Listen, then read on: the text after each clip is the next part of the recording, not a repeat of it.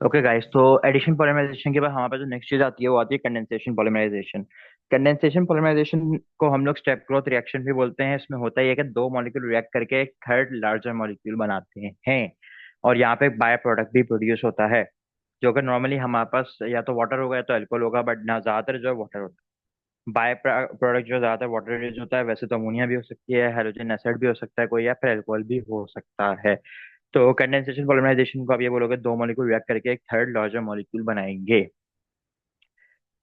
इसमें होता ये है कि हमारे पास जो है, इसको हमने प्रॉपर जो नाम दिया हुआ कंडेंसेशन पॉलिमराइजेशन देते हैं इसी वजह से, क्योंकि हमारे पास जो है बाय प्रोडक्ट होती है, बाय प्रोडक्ट बन रहे होते हैं इसलिए।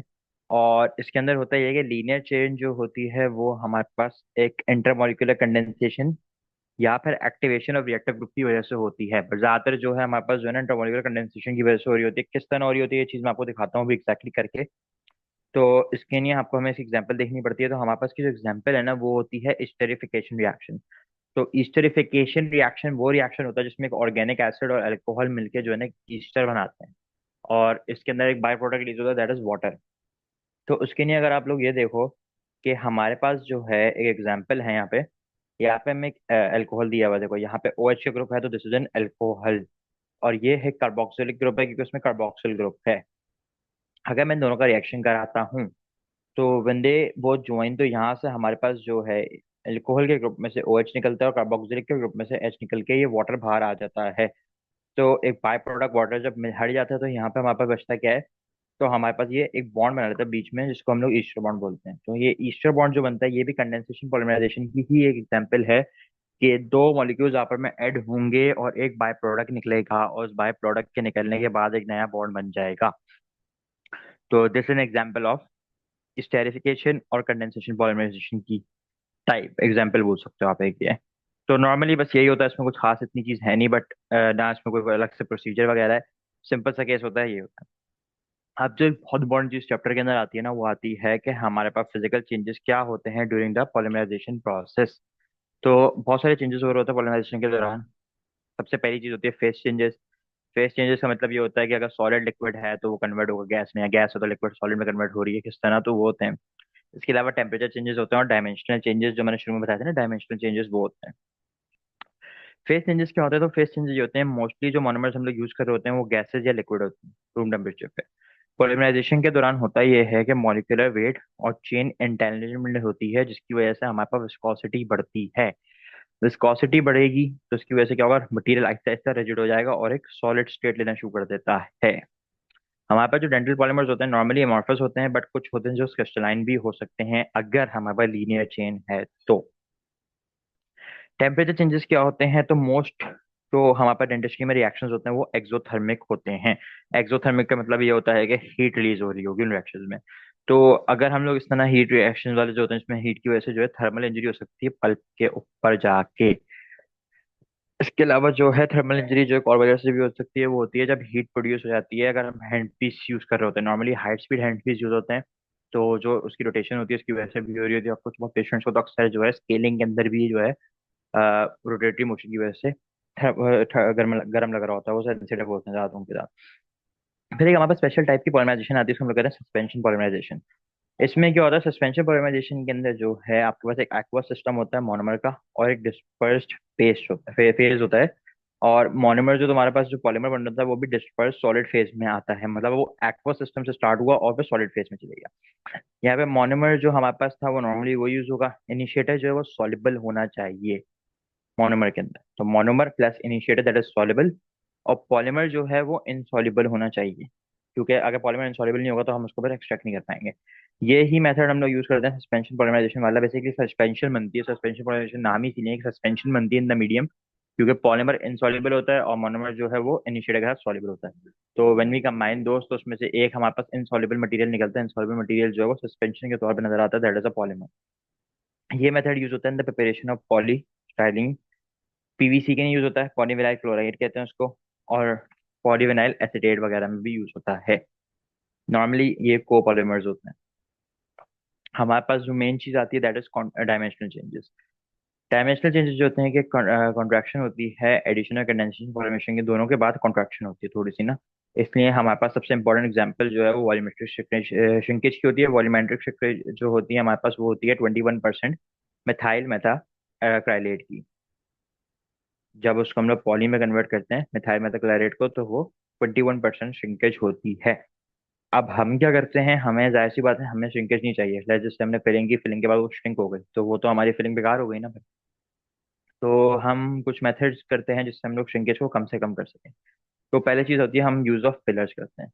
फिलर्स का काम ये होता है, सिलिका वगैरह ऐड कर दिया तो फिलर, तो वो कॉन्ट्रेक्शन को रोकते हैं। सही है, और इसकी वजह से हमारी कॉन्ट्रैक्शन जो है वो 21 से 3% भी हुई है इन क्लिनिकल सेटिंग।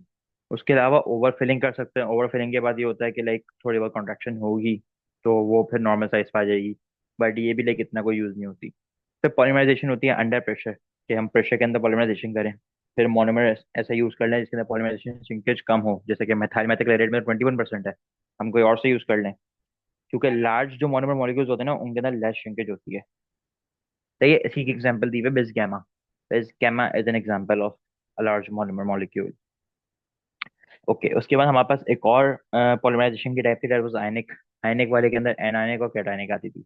इसमें होता ये है कि इसमें जो है फ्री रेडिकल प्रोसेस के थ्रू वही एडिशन पॉलीमराइजेशन होती है। बट यहाँ पे कुछ अलग से सीन ये होता है कि यहाँ पे जो है ना ग्रोथ ऑफ चेंज के साथ साथ तो हमारे पास आयनिक स्पीसीज जो होते हैं ना, आयन एनाइंस और कैटाइंस, वो भी यूज होते हैं हमारे पास। तो होता ये कैटाइन की रिंग्स होती है ना, उसकी ओपनिंग होती है। और इसमें दो मेन चीजें आती हैं, अमाइन और ऑक्सीजन। और ये ग्रुप्स यूज होते हैं to produce the addition polymerization. इसके बारे में इतनी डिटेल है ही नहीं, जब ये दो मेन नाम इंपॉर्टेंट है, अमाइन एंड और हेक्सेन के, ये दोनों तुम्हारे पास एनाइनिक और कैटाइनिक में आता है।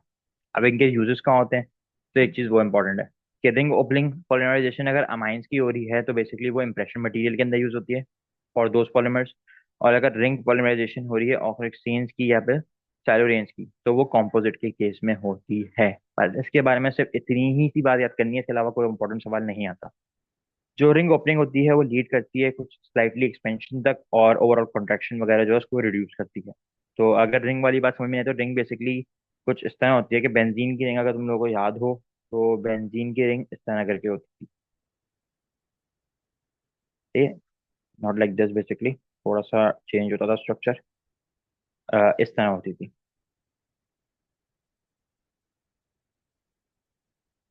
ये इस तरह की रिंग होती थी बेंजीन की।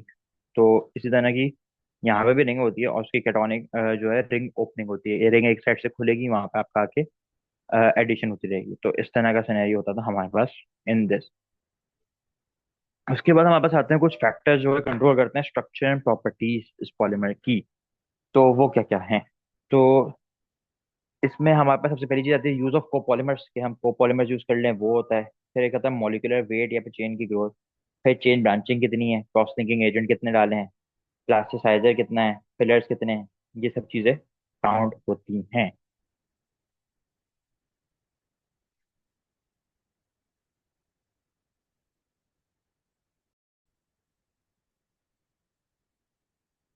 ओके, तो फिर नेक्स्ट चीज जो आती है वो आती है ग्लास ट्रांजिशन टेम्परेचर। ये बहुत इंपॉर्टेंट चीज होती है। ये वो टेम्परेचर होता है जहाँ पे तुम्हारे पास जो मॉलिक्यूलर मोशन होता है वो इस तरह का हो जाता है कि पूरी चेन जो है ना मॉलिक्यूल्स की वो मूव कर सके। यानी आसान लफ्जों में समझो, अगर सॉलिड रखा हुआ है तो मैं उसको सॉफ्ट कर दूं उस टेम्परेचर पर आगे के पूरा का पूरी सारी की सारी चीज मूव कर सके। यानी लिक्विड स्टेट पे ले जाओ, मतलब एक तरीके से वो स्टेट ऐसी होती है, ट्रांजिशन स्टेज होती है, ना सॉलिड होगा ना लिक्विड होगा, बीच की स्टेट होगी। अच्छा, एमॉर्फस सॉलिड्स जो होते हैं उनके अंदर सिर्फ ट्रांजिशन होता है, ग्लास ट्रांजिशन टेम्परेचर होता है। जबकि क्रिस्टलाइन पॉलीमर्स जो भी होंगे उनके अंदर ग्लास ट्रांजिशन अलग होगा और मेल्टिंग टेम्परेचर अलग होगा, यानी मेल्टिंग पॉइंट उनका अलग होगा, मेल्टिंग टेम्परेचर अलग होगा, और ग्लास ट्रांजिशन टेम्परेचर भी होगा। जो एमॉर्फस पॉलीमॉर्फस हमारे पॉली वो होते हैं पॉलीमर्स होते हैं, उनमें ये होता है कि हमारे पास जो है अगर हम लोग इसके बिलो जाएंगे ट्रांजिशन टेम्परेचर के, तो रिजिड या सॉलिड स्टेट में होगा, और अगर उसके ऊपर चले गए तो विस्कस या रबड़ी अपीयरेंस आ जाएगी। प्रैक्टिकली हमारे पास डेंचर का जो होता है वो 60 डिग्री पे जो है रिजिड होता है, और 70 डिग्री पे क्या होता है, सॉफ्ट हो जाता है। तो एक लिमिट आ जाती है हमारे पास ये। और इसी तरह अगर हम लोग ग्लास ट्रांजिशन टेम्परेचर देखें कोई ओरल कैविटी में किसी मटेरियल का अबव 100 डिग्री सेल्सियस, तो वो हमारे पास इसी का आता है मिथाइल मेथाक्लोराइड का, जो कि 105 है, और ये आपको याद रखनी पड़ती है।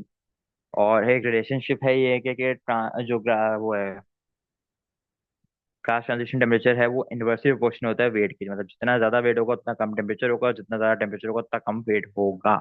अगर ब्रांचिंग हुई हुई है तो चेन ब्रांचिंग की वजह से जो है हमारे पास टेम्परेचर डिक्रीज होता है, और क्रॉस लिंकिंग हुई हुई है तो उसकी वजह से इंक्रीज हो रहा होगा। अच्छा, प्लास्टिसाइजर्स जो हमारे पास होते हैं उसमें डाई एंड ब्यूटाइल फेरेट आता है। बेसिकली ये थोड़ा सा खराब हो गया यहाँ पे। ओके, होता ये है कि हमारे पास जो है, अगर हम इसको देखें तो ये करता है कि प्लास्टिसाइजर का बेसिकली जो मेन यूज होता है हमारे पास वो होता है फॉर लुब्रिकेशन वगैरह, और ये डिक्रीज करता है ग्लास ट्रांजिशन टेम्परेचर वगैरह को। और हमारे साथ साथ साथ जो है ये सॉफ्ट पॉलीमर्स बना देता है। जबकि फिलर्स का यूज होता है, to decrease again the glass transition temperature. उसके अलावा हमारे पास मॉडुलस ऑफ इलास्टिसिटी को बढ़ा देता है, कॉन्ट्रैक्शंस कम कर देता है, डेंचर को रेडियो पैक करने में काम आता है, और थर्मल प्रॉपर्टी पे इफेक्ट करता है। क्या इफेक्ट करता है कि कॉफिशिएंट ऑफ थर्मल एक्सपेंशन जो है ना उसको कम कर देता है। अब कॉफिशिएंट ऑफ थर्मल एक्सपेंशन क्या होता है तो ये चैप्टर 2 में पढ़ेंगे।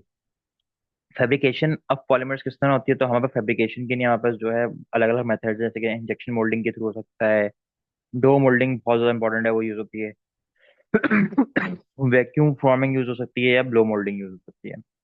थर्मोसेटिंग एजेंट्स क्या होते हैं बेसिकली, तो ये जो होते हैं प्री पोलराइज होते हैं, इसमें होता है कंडीशन पोलराइज होते हैं जो कि पहले से ही हमारे पास पार्टली पोलराइज होते हैं बिफोर मोल्डिंग। तो जब हम इनको करते हैं तो ये विस्कस लिक्विड बना लेते हैं। इनके अंदर होता ये कि हाईली क्लॉस्टेंट होते हैं पहले से, और जो है ना थर्मल डिग्रेडेशन के बगैर ही सॉफ्टन नहीं हो सकते। इसी तरह thermoplastic, as you can say, plastic से आप रख लोगे नॉर्मली हीटिंग पे जो है सॉफ्ट हो जाएगा, कूलिंग करोगे तो हार्ड हो जाएगा, जैसे कि नॉर्मल प्लास्टिक होता है। तो हमारे पास जो कॉमन मेथड है फॉर डेंटल पॉलीमर्स तो वही होता है कि हम लोग मोनोमर को जो है इनर्ट फिलर के साथ ब्लेंड करके पेस्ट बना लें, और फिर ये प्लेस जो है इसको हम लोग दो हाफ में स्प्लिट कर देते हैं। एक हाफ में हमारे पास इनिशिएटर डलता है और एक्टिवेटर डलता है दूसरे में। फिर उसके बाद मिक्स होते हैं दोनों को और पॉलिमराइजेशन रिएक्शन स्टार्ट हो जाता है। जो टेक्निक ऑफ डो मोल्डिंग होती है ये इंपॉर्टेंट है इंडस्ट्री में, फैब्रिकेशन ऑफ डेंचर बेसिस में यूज होती है। वो अगले वाले चैप्टर में बताएंगे किस तरह होती है पूरी डो मोल्डिंग वगैरह। नॉर्मली अगर ऊपर से बात करें तो अभी ये होता है कि पाउडर्ड पॉलीमर यूज होता है बीट्स के फॉर्म में, इसके अंदर इनिशिएटर होता है और मोनोमर मिक्स होता है और ये डो बना लेते हैं। फिर डो को हम लोग एक पैक करते हैं इनटू अ पैक्टराइज्ड मोल्ड, और मोनोमर जो है वो क्योर्ड हो जाता है बाय अप्लाइंग हीट। अगर हमारे पास हीट वाला टाइप होता है एक्टिवेशन थी, अगर वो केमिकल एक्टिवेटर होगा तो फिर वो रूम टेम्परेचर पे ही हो जाएगा। तो this is all about this chapter. और बाकी ये है कोई क्वेश्चंस वगैरह हो तो यू गाइस कैन आस्क।